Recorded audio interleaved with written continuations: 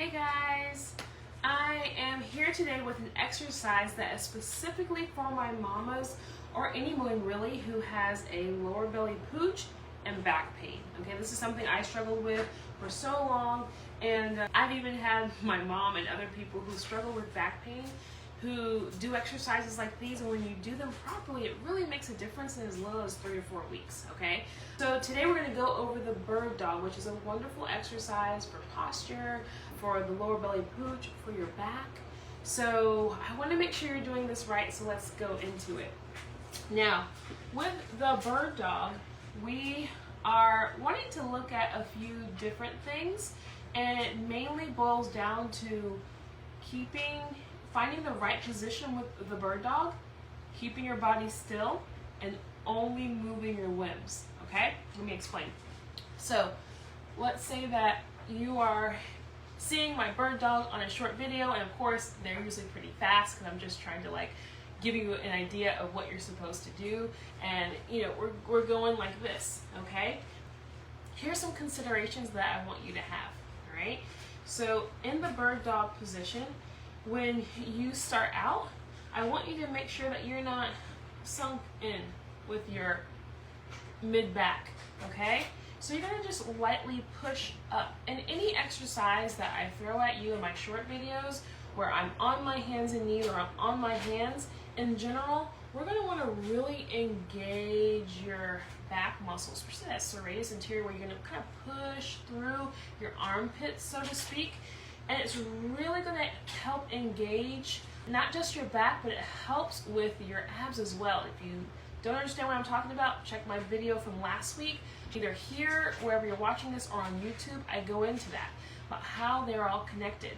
So it's really important when you're on your hands like this, push up, okay? Fill in between your shoulder blades. Don't have your shoulder blades winging out like that, okay? So one part of this position is pushing up gently through your shoulder, in between your shoulder blades, kind of filling that in, pushing up through your kind of like armpit, so to speak. Another thing I want you to make sure with the bird dog is that you are not like this, okay? And you may have a tendency to do that when you go to lift your limb, all right? Because you're gonna want to try to use your back to help you lift it instead of really engaging your core. Especially if your core is weak, you're gonna find that happens.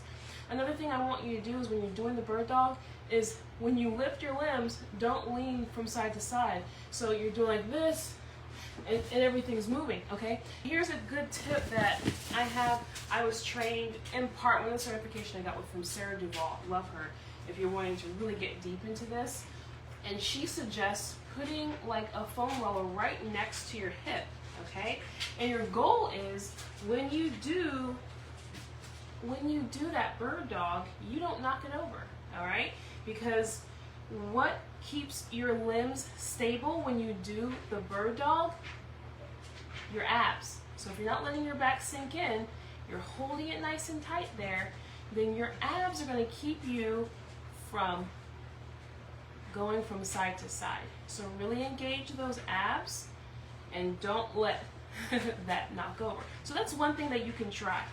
Another thing too, you don't want to have your head dipping down. Okay, so you want to have good alignment. Your head is up. You're filling in between your shoulder blades. Your back is not sagging. And you want to start with just lifting. Don't let your tummy sag. Don't lean back. Another thing that might happen too when you go into that bird dog, you lift. If your core isn't strong, you'll have a tendency to scoot back a little bit. You'll go back like that. So you just want to keep this position. So the main thing is finding that initial position, pushing up, nice neutral back, head aligned with your body, and then lift without moving any other part of your body. You're just moving your limbs, okay? And then you're going to really feel it in your core. You're also going to feel it a little bit in your back. It shouldn't be painful, but you're strengthening your back, okay? Your spine, the multifidus, it's right there that supports your spinal column. And that's going to really make such a difference. So when you see me throw that move at you, I want you to remember these cues. I'll post this on my YouTube channel as well so that you can go back and you can reference this. But when you do the moves properly, it's going to make all the world of a difference. stand by. Those of you who are subscribers to my Facebook channel, I'm going to go over this in a little bit more detail, and we're actually going to go through some of it together, okay? So I'm going to jump off, pop back on for subscribers, and we're going to do some just a little bit more intensive stuff and really get you into it, okay? Thank you for joining me.